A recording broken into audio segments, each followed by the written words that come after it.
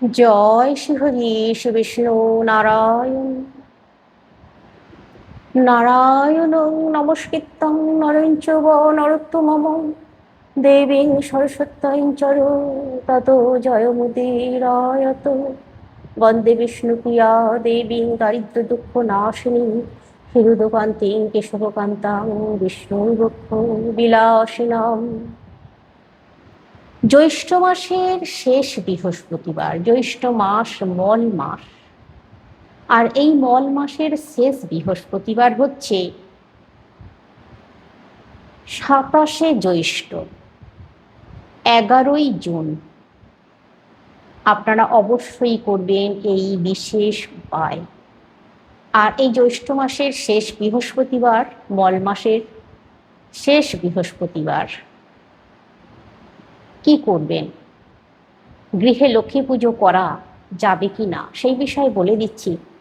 তার সঙ্গে এমন বিশেষ কিছু কথা বলে দিচ্ছি যেগুলো করুন আপনার গৃহে মা লক্ষ্মী স্থায়ীভাবে থাকবেন। মা লক্ষ্মী এতটুকু চঞ্চলা হবেন না।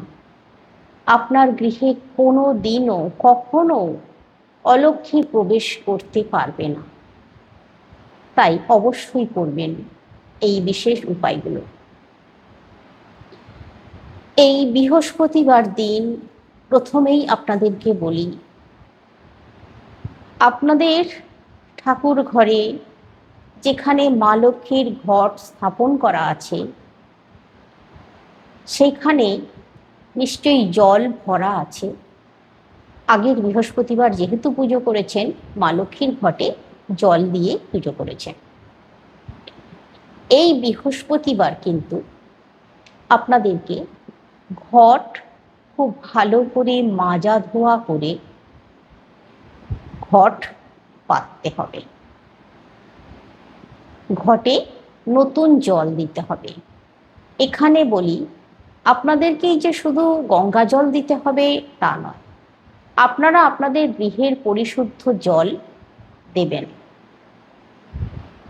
ঘটের গায়ে সিঁদুর দিয়ে স্বস্তিক এঁকে দেবেন। এরপরে যেমনভাবে পুজো করেন সেইভাবে পুজো করবেন। এই শেষ দিনে, মানে এই শেষ বৃহস্পতিবার অবশ্যই কিন্তু ঘট মাজবেন। আর আপনাদের গৃহে যে ঘণ্টা, প্রদীপ আছে এগুলো কিন্তু ভালো করে মাজা ধোয়া করে নেবেন। যে ধুনুচিটা ব্যবহার করেন, ধুনো দেখান, সেটাও ভালো করে মাজা ধোয়া করে নেবেন। তারপর সুন্দর করে পরিষ্কার পরিচ্ছন্ন জিনিস দিয়ে মা লক্ষ্মীর আরাধনা করুন, পুজো করুন। বৃহস্পতিবার দিন আবার অনেকেই আমাকে জিজ্ঞাসা করেছিলেন যে প্রতি বৃহস্পতিবার কি ঘট মাজতে হয়। এখানে আমি আমার সকল মায়েদের উদ্দেশ্যে বলি, প্রতি বৃহস্পতিবার দিন ঘট মাজা সত্যি কথা বলতে গেলে কি সম্ভব হয় না। তাই যখন আপনারা ঘটে জল দেবেন তখন একটুখানি যেন জল ঘটে থাকে, সেই একটু জল ঘটে রেখে ঘটের জল খালি করবেন। সম্পূর্ণ জল খালি করে তাতে আবার নতুন করে জল দেবেন না।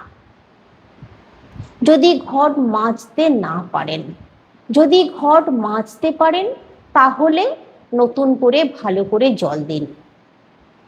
আরেকটি কথা, মা লক্ষ্মীর ঘটে যদি গঙ্গা জল দিতে পারেন সব থেকে ভালো। কিন্তু গঙ্গা জলের অভাবে আপনারা আপনাদের যে জল পান করেন, মানে যে জল খান, সেই জলটা আপনাকে দিতে হবে। আপনাদের যেখানে বাড়ির ট্যাঙ্কি আছে সেখানের জল, যে জলে আপনারা স্নান করেন, জামা কাপড় ধোন, সেই জল কিন্তু মায়ের ঘটে দেবেন না। বারবার আপনাদেরকে বলে দিচ্ছি, সকলের পক্ষে গঙ্গা জল প্রতি সপ্তাহে দেওয়া সম্ভব নয়, কিন্তু আপনারা আপনাদের রান্নাঘরে যে খান যে জলটা, সেই জলটাই ঠাকুর ঘরে একটা পাত্রে রেখে দেবেন, সেই জলটাই কিন্তু দেবেন। এবার বাসি জলের কথা। অনেকে বলেন যে বাসি জল দেওয়া যায় না, কিন্তু আমরা যে ফিল্টারের জল খাই সেই জলটা প্রতিদিন তো পাল্টাই না, তাই বাসি জল এখানে কোনো অসুবিধা নেই। আপনি আপনি যে খাবার জল একটা জায়গায় রাখছেন সেটা ঠাকুর ঘরের একটা নির্দিষ্ট স্থানে রাখুন, 3 দিন ব্যবহার করুন, তারপর পাল্টাবেন। অথবা প্রতি বৃহস্পতিবার দিন পাল্টান, সেটাও করতে পারেন, কোনো বাধা নেই, কিন্তু পরিশুদ্ধ খাবার জলই দেবেন। আমাকে অনেক মায়েরা বলেছেন যে প্রতি বৃহস্পতিবার কি শঙ্খ, ঘণ্টা, প্রদীপ ধুয়ে দিতে হয়? প্রতিদিন কি শঙ্খ, ঘণ্টা, প্রদীপ ধুতে হয়, ধুয়ে পুজো করতে হয়? এখানে বলি, ঘণ্টা প্রতিদিন ধোবেন না, কিন্তু ঘণ্টা লক্ষ্মী পুজোর দিন বাজাবেনও না। ঘণ্টা শুধুমাত্র ভগবান শ্রীহরির যখন পুজো করবেন তখন ঘণ্টা বাজাবেন, প্রতিদিন ঘণ্টা বাজিয়ে পুজো করবেন না মহিলারা। শ্রীহরির আরাধনা যখন করবেন তখন ঘণ্টা বাজাবেন, মহাদেবের আরাধনা যখন করবেন তখন ঘণ্টা বাজাবেন, কিন্তু ঘণ্টা বাজানোর নিয়ম আছে। ঘণ্টা সবসময় ঢং ঢং করে বাজাতে নেই, বিশেষ করে মহিলাদের। প্রথমেই 3বার বাজিয়ে নিন, তারপর ঘণ্টা একটা রেকাবের ওপরে রাখুন। ঘণ্টাকে সরাসরি মেঝেতে শুইয়ে বসিয়ে দেবেন না, এতে করেই অমঙ্গল আসে, কিন্তু ঘণ্টা প্রতিদিন ধোয়ার কোনো প্রয়োজন নেই। এবার বলি প্রদীপের কথা। প্রদীপ কিন্তু প্রতিদিন ধুয়ে দিতে হবে, মেজে নিতে হবে। প্রদীপ প্রতিদিন ধোয়া মাজা করে তারপর প্রদীপ প্রজ্বলিত করতে হয়, না হলে ভগবান অসন্তুষ্ট হন, আর নিজের মনেও শান্তি আসে না, নিজের মনেও কোথায় একটা যেন দ্বিধা কাজ করে, আপনি পুজোয় মনোনিবেশ করতে পারবেন না। তাই প্রদীপ প্রতিদিনই মাজা ধোয়া করে ব্যবহার করুন। এবার দ্বিতীয় কথা হলো, প্রদীপ সকালবেলা জ্বালানো প্রদীপ কি সন্ধ্যাবেলায় জ্বালানো যাবে? হ্যাঁ, জ্বালানো যাবে। সকালবেলায় যে প্রদীপটা ঠাকুরের কাছে জ্বালাচ্ছেন ওই প্রদীপটাই সন্ধ্যার সময় জ্বালাতে পারেন, কিন্তু ওই সলতেটা বাদ দিয়ে নতুন করে সলতে পাকিয়ে একটু তেল দিয়ে জ্বালাবেন, তাতে করে কোনো অসুবিধা নেই। শঙ্খর ব্যাপারে, অনেকের বাড়িতে শঙ্খ ভীষণ ছোপ লেগে আছে, শঙ্খের গায়ে শঙ্খে একটা কাদা কাদা ভাব হয়ে আছে, কালো হয়ে গেছে। শঙ্খের ধ্বনি হয়তো ঠিক আছে, কিন্তু শঙ্খ ময়লা হয়ে গেছে। এরকম ময়লা শঙ্খ রাখতে নেই। শঙ্খকে তাই মাঝে মাঝে অন্তত 6 মাস ছাড়া হলেও একবার একটি পিতলের গামলায় বেশি করে ভর্তি করে জল দিয়ে শঙ্খকে ডুবিয়ে রাখুন। তারপর পরের দিন ওই শঙ্খটাকে একটু হালকা করে ঘষে নিন, কোনো ব্রাশ দিয়ে ঘষে নিতে পারেন, পরিষ্কার নতুন ব্রাশ দিয়ে ঘষে নিতে পারেন, অথবা কোনো কাগজ দিয়ে ঘষে পরিষ্কার করে নিতে পারেন। দেখবেন জলে ভিজিয়ে রাখার পর ওর দাগ সম্পূর্ণ চলে যাবে। এটা মাঝে মাঝে করতে হয়, আর মাঝে মাঝে শঙ্খকে জলে ডুবিয়ে রাখা সব থেকে ভালো। এতে করে গৃহে শান্তি আসে, শান্তি বজায় থাকে, গৃহের নানান রকমের বাধাগুলো কেটে যায়। তাই শঙ্খকে মাঝে মধ্যে অন্তত 3 মাস 6 মাস ছাড়া একবার পিতলের গামলায় জল দিয়ে বেশি করে ডুবিয়ে রেখে দিতে হয়। খুব শান্তি আসবে সংসারে, ভীষণ মঙ্গল আসবে, কাজে উন্নতি করবেন, দেখবেন এই কাজটা করুন। এবার শঙ্খ প্রতিদিন তো ধুতে হয়, কিভাবে? শঙ্খ বাজানোর পর শঙ্খের মুখে জল দিয়ে ধুয়ে নিতে হয়, এমনকি শঙ্খ ফুঁ দেবার আগেও জল দিয়ে ধুয়ে তারপর শঙ্খে ফুঁ দিতে হয়। শঙ্খ ধুয়ে ভালো করে একটা কাপড়ের উপরে, বিশেষ করে লাল শালু কাপড়ের উপরে শঙ্খ রাখবেন, সরাসরি কাঠের উপরে বা মেঝেতে বসিয়ে দেবেন না। শঙ্খকেও কিন্তু যত্ন করে কাপড়ের উপরে রাখতে হয়, এতে করে কি হয়, শ্রীহরির কৃপা পাওয়া যায়, আর শঙ্খর ধ্বনিও খুব সুন্দর হয়। আর এবার বলি আপনাদেরকে, এই যে শঙ্খ রাখবেন, কিন্তু যে শঙ্খটা আপনারা বাজাচ্ছেন সেই শঙ্খটা আপনারা ঠাকুরের দিকে যেন মুখটা থাকে সেইভাবে রাখুন। এবার বলি জলশঙ্খের কথা। অনেকে বলেছেন যে জলশঙ্খে কি প্রতিদিন জল দিতে হয়? না, জলশঙ্খের জল ঝারিয়ে রাখতে হয়। যখন আপনারা পুজো করেন বৃহস্পতিবার বা পূর্ণিমা তিথিতে বা কোনো শুভ তিথিতে জলশঙ্খে জল দিয়ে তার উপরে ফুল দিয়ে শ্রীহরির চরণে দেন বা আরতি করেন, তারপর কিন্তু পুজো হয়ে গেলে জলশঙ্খের জল ভালো করে ঝারিয়ে আবার স্ট্যান্ডে রাখতে হয়। জলশঙ্খে সবসময় জল দিয়ে রাখতে হয় না। জলশঙ্খ কিন্তু মাঝে মধ্যে ভালো করে পরিষ্কার পরিচ্ছন্ন করে রাখতে হয়। শঙ্খ যত সাদা ধপধপ করবে আপনার গৃহ তত ফুটফুটে চকচক করবে। আপনার গৃহে মা লক্ষ্মী ততই শান্ত হয়ে থাকবেন।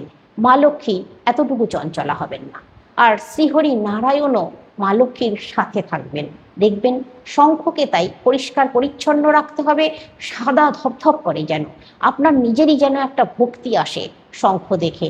এমন অনেক গৃহে ঠাকুরের স্থান আছে যেখানে যে বাটিতে সিঁদুর বলে সেই বাটিতে দিনের পর দিন সিঁদুর গুলছে, সেই সিঁদুরের ওপরেই সিঁদুর ঢালছে, সিঁদুর গুলছে। সেটাও কিন্তু করা উচিত নয়, এটাও কিন্তু খুব অমঙ্গল নিয়ে আসে। প্রতি বৃহস্পতিবার নতুন করে সিঁদুর গুলতে হয়, তাই সিঁদুরের বাটিও ধোয়া মাজা করে নিতে হয়। অন্ততপক্ষে প্রতি বৃহস্পতিবার সিঁদুরের বাটি ধোয়া মাজা করে নিন। অথবা পুজো হয়ে গেল, আপনারা সিঁদুরের বাটিও তার সঙ্গে ঠাকুরের বাসনের সঙ্গে ভালো করে ধোয়া মাজা করে শুকনো করে রেখে দিন। বৃহস্পতিবার দিন আবার নতুন করে সিঁদুর গুলবেন, সিঁদুর ঢালবেন, ঢেলে মা লক্ষ্মীর পুজো করুন, সব থেকে ভালো। এবার আপনাদেরকে যেটা বলছিলাম, এই যে মল মাসের বৃহস্পতিবার, শেষ বৃহস্পতিবার কি করবেন?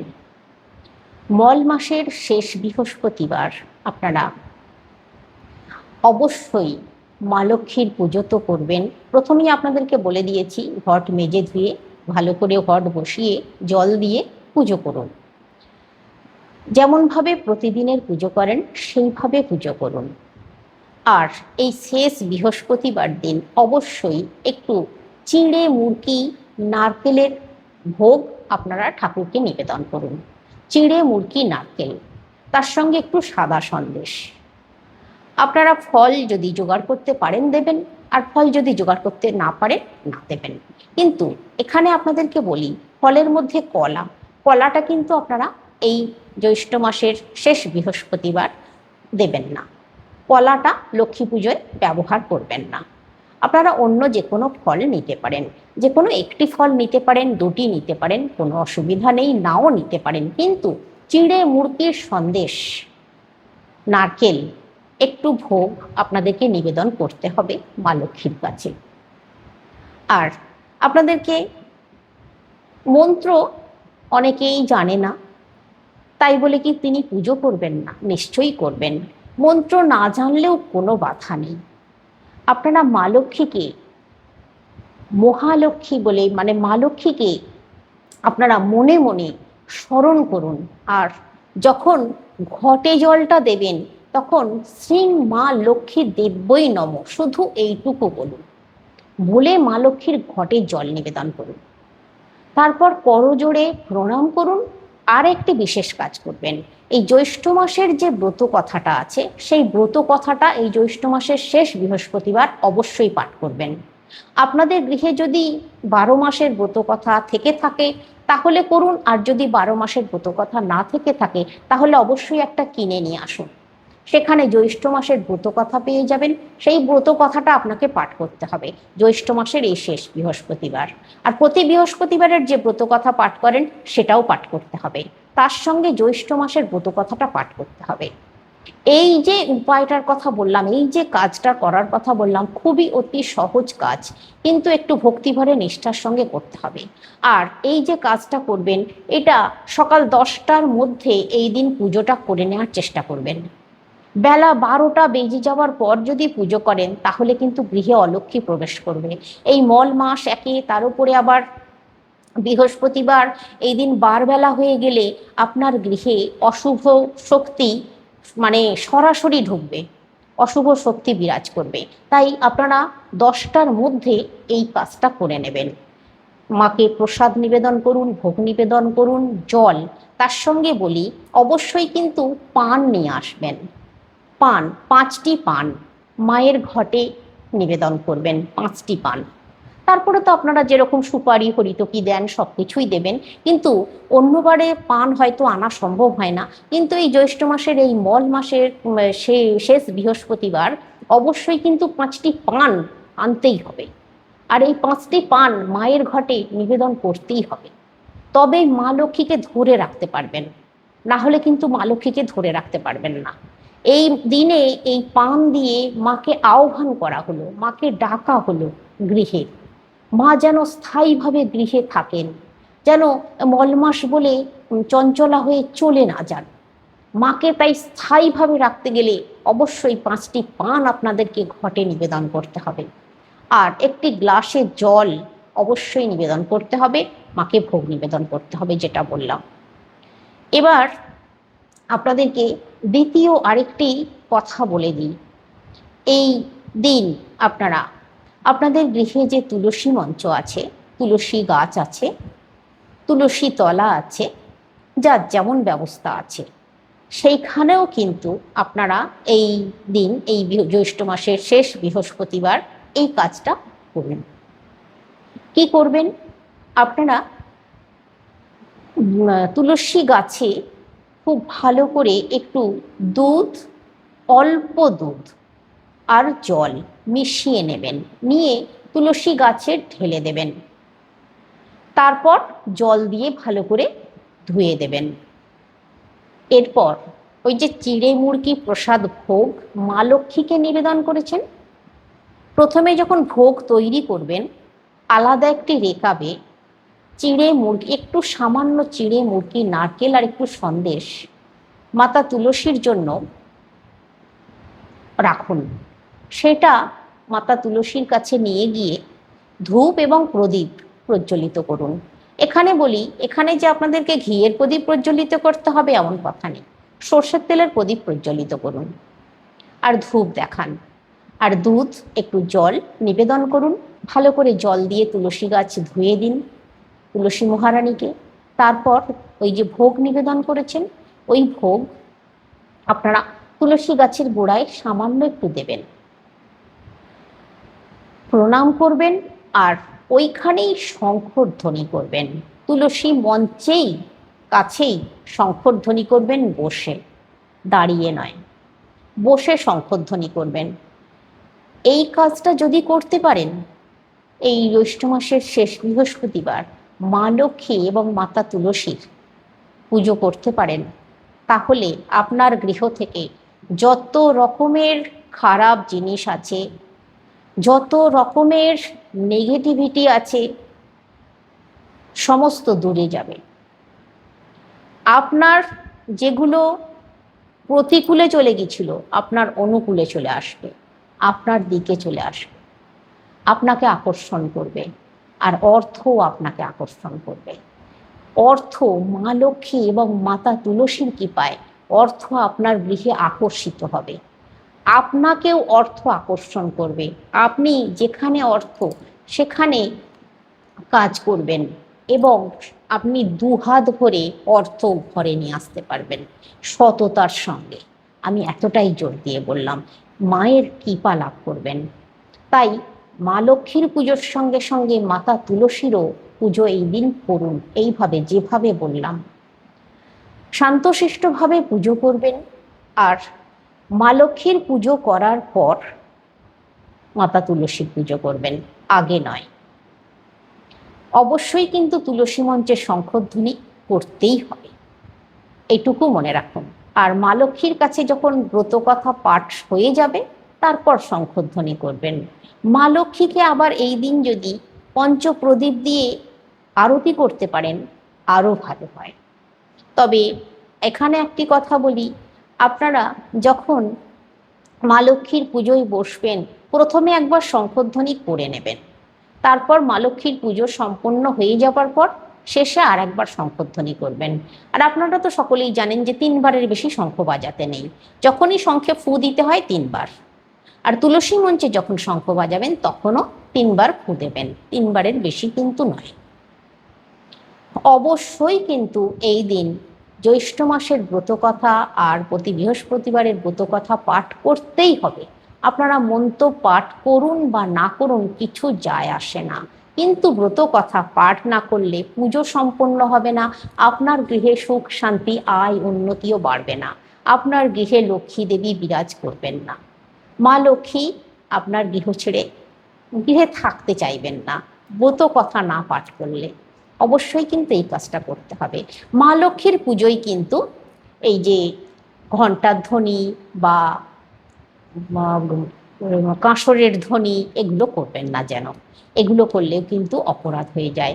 এমনকি করতালিও দিতে নেই এই সময়।